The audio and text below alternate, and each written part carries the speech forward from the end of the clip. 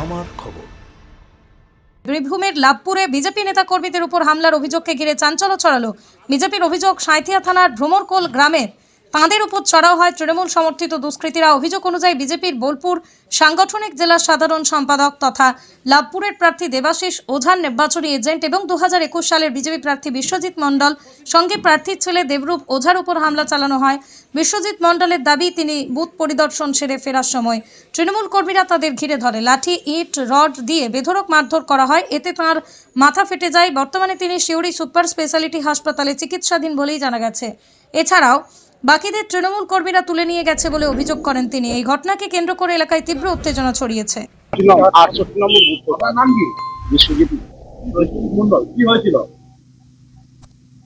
মানে আমি ওখানে বুথটা দেখে ফিরছিলাম, গাড়িতে হঠাৎ গাড়িতে কার গাড়ি করে আপনি ফিরছিলেন? আমারই গাড়িতে ফিরছিলাম। আমি ইলেকশন এজেন্ট। আমি ইলেকশন এজেন্ট না, আমি আমার সাথে ছিল 4 নম্বর মন্ডল প্রেসিডেন্ট। ছিল আপনার দেবাশিসের ছেলে কি আপনার সঙ্গে ছিল? হ্যাঁ, দেবাশিসের ছেলে আমার সাথে ছিল। দেবাশিসের ছেলে ওই এলাকায় কি করতে? দেবাশিসের ছেলে আমার সাথে না না না আমাকে মেরেছে ওরা রড, লাঠি, আদলি।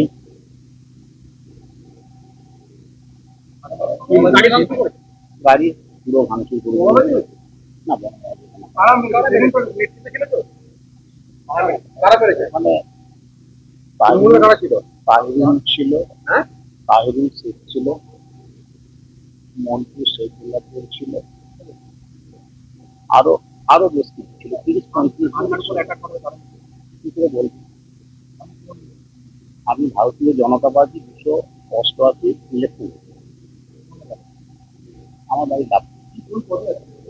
আমি দলের বীরভূম জেলার সম্পাদক আছি, জেলা সম্পাদক। বাসন্তী দেবী গাঙ্গুলি ফাউন্ডেশনের বৃদ্ধাবাস সেবা করাটাই মূল উদ্দেশ্য আমাদের।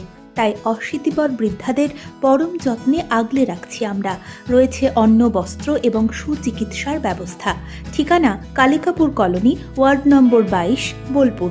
সাক্ষাৎ ও পরিদর্শনের সময় সকাল 10টা থেকে দুপুর 1টা পর্যন্ত। বিস্তারিত জানতে 7064722820 এই নম্বরে যোগাযোগ করুন।